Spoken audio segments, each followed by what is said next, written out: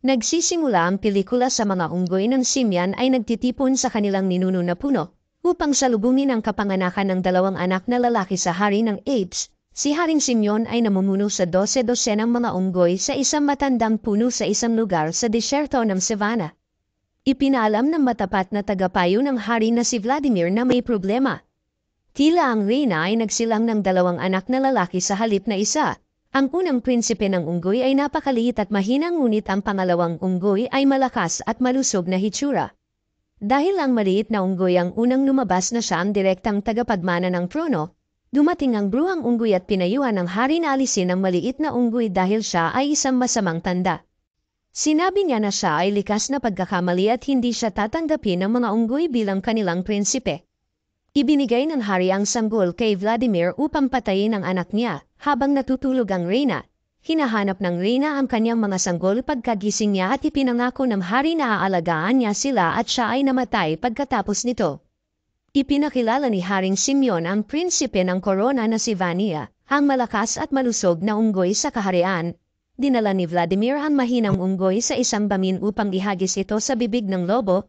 Ang bata ay kumapit sa mga kamay ni Vladimir dahilan upang magkaroon siya ng pagbabago ng puso ng ilang sandali. Gayunpaman ang katapatan ni Vladimir ay nakasalalay sa hari kaya itinapon niya ang unggoy at lumayo, samantala ang mahinang unggoy ay hindi direktang nahulog sa bibig ng lobo dahil nakasabit sa puno ng ubas. Ang lobo ay tuluyang naputol ang baging ng ubas at kinagat ang isang kamay ng unggoy. Bago pa mapinsala ng lobo ang sanggol ay iniligtas ito ng isang proboscis monkey. Ang sanggol na unggoy ay hindi makalakad na tulad ng unggoy dahil ang kanang braso nito ay napinsala na ng kagat ng lobo. Ang mahinang unggoy ay isa na ngayong nasa hustong gulang na unggoy na nagngangalang Edward. Nakasakay pa rin siya sa likod ni Ian dahil ang isang braso ay hindi na gumagana at ang braso ay nananatili sa kanyang saplot. Sila ay mabuting magkaibigan na nagkakasundo at nagbabantay sa isa't isa at umalis sila ng malayo sa iba pang mga unggoy. May problema sa pagsasalita si Ian kaya hindi siya makapagsalita ng maayos. Nakahanap si Edward ng isang daga at napagtanto na kinain ng daga ang kanyang pagkain. Sinimulan niya itong habulin ngunit hindi niya ito mahuli ng isang braso. Natuklasan niya ang katas ng puno at plano niyang gamitin ito bilang bitag para sa daga, ngunit may tunog ng sungay na nakakagambala sa kanya. Ang sungay ay nagpahayag ng simula ng Coco Ball, isang sport na gusto ni Ian at Edward. Si Ian ay nag-aatubili na pumunta dahil ang dalawa ay madalas na nakakaranas ng diskriminasyon laban sa iba pang mga unggoy.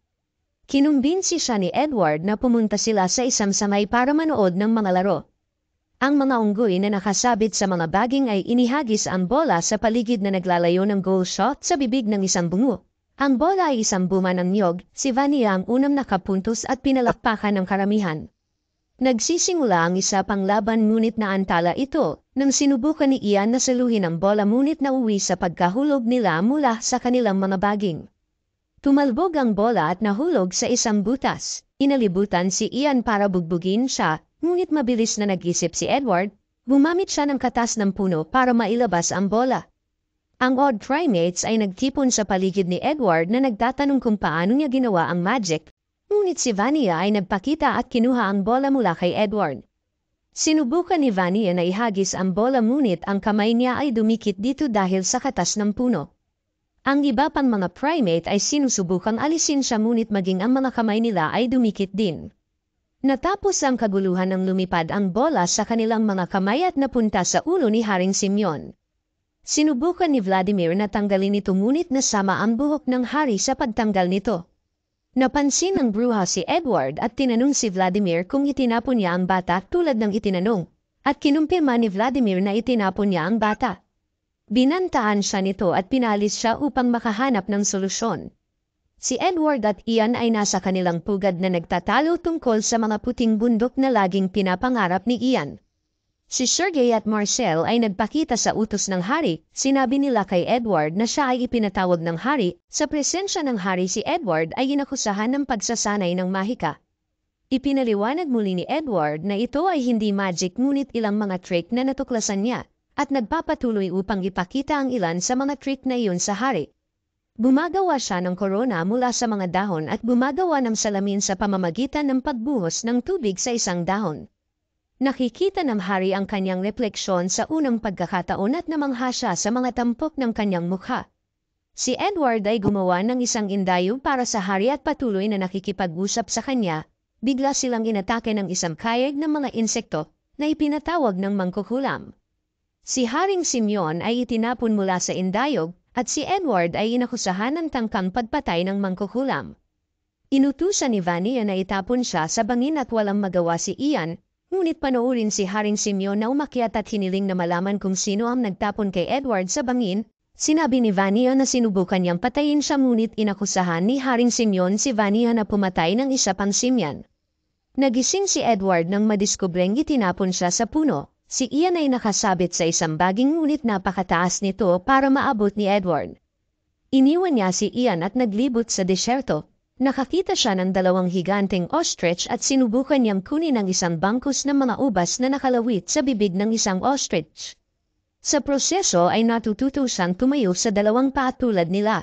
Isang grupo ng mga lobo ang lumitaw at ang tatlo ay kailangang tumakbo. Si Edward ay unang tumakbo ng paatras ngunit napansin niya ang paraan ng pagtakbo ng mga ostrich. Nagsimula siyang tumakbo pasulong at masaya na siya ay makakakilos ng mabilis at ang kanyang isang braso ay hindi na magiging hadlang sa kanya.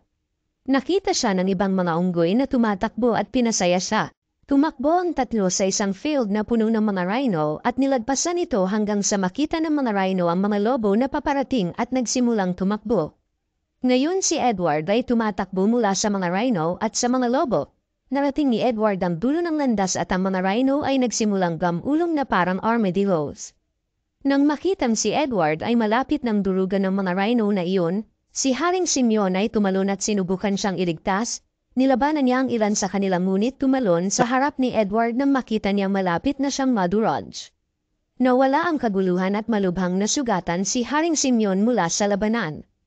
Lumapit si Vania sa kanila na may dalang baging para tulungang makabangon si Simeon.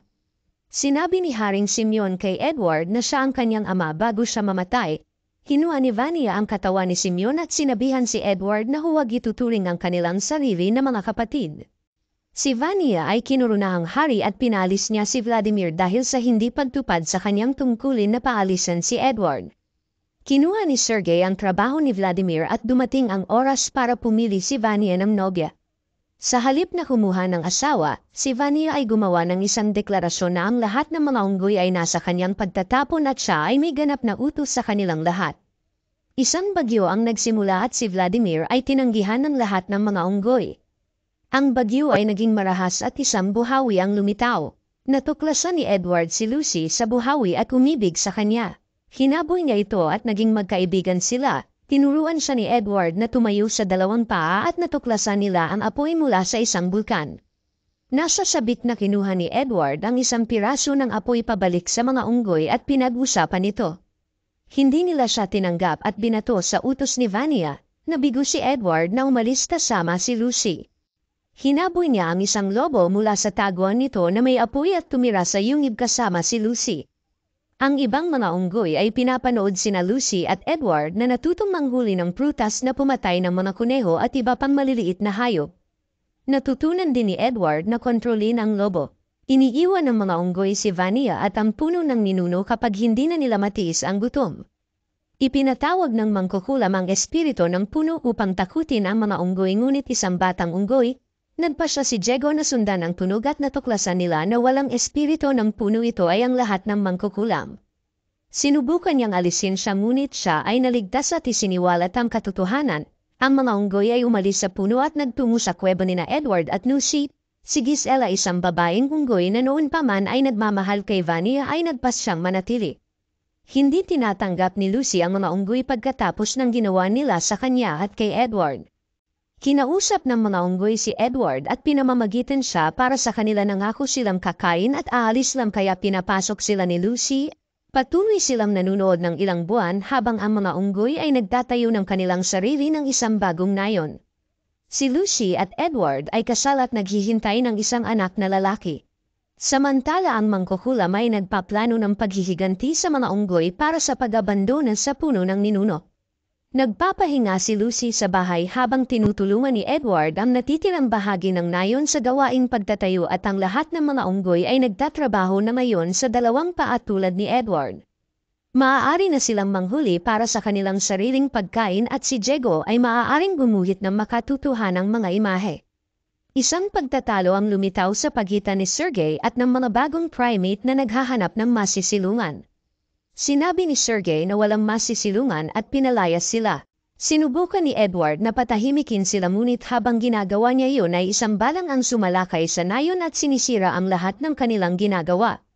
Si Sergey at ang mga unggoy ay kumbinsido na ang mangkukulam ang may pananagutan sa gulo kaya hinabol nila siya. Sinabi ni Lucy kay Edward na iligtas si Vania bago makarating ang mga mandurumog sa puno. Tinatawagan ni Edward si Vania ngunit hindi ito sumasagot. Dumating ang mga mandurumog sa puno at lumabas si Vania mula sa pagtatago. Nangako ang mga unggoy na pakakawalan siya kung ibibigay niya sa kanila ang puno ngunit ipinangako niyang hahayaan silang mabuhay kung aalis sila ng mag-isa. Sinubukan ni Gisela na ipagtanggol ang hari ngunit inutusan ni Sergey ang mga unggoy na talunin si Vania. Lumaban si Vania ngunit natalo siya, napatigil din si Edward sa pakikialam. Inutusan ni Sergey ang mga unggoy na putulin ang puno at sunugin ito at iniligtas ni Edward si Gisela bago sumabog ang puno. Gayunpaman siya ay nakulong sa ilalim ng nasusunog na sanga. Tawag niya kay Vania na sumuko at tumulong kay Edward. Tumakas ang dalawa bago pumutok ang mga puno pagkatapos ang mangkukulam ay nananatili sa puno at namatay kasama nito. Pagdating nila ay napuno ng usok ang buong lugar. Ang puno ay lubos na nasunog at wala nang natitira para sa mga unggoy. Tinapos ni Vania at Edward ang kanilang mga pagkakaiba at inihayag ang kanilang relasyon sa mga unggoy. Sinabi niya sa kanila na may pag-asa para sa kanila at nagsasalita tungkol sa mundo sa kabila ng mga puting bundok. Sinusundan ng mga unggoy ang mga ibon sa mga puting bundok at natuklasan nila ang isang mundo na puno ng berdeng puno ng tubig at malalaking bundok. Tuwang-tuwa ang mga unggoy at nakitang muli ni Edward si Ian.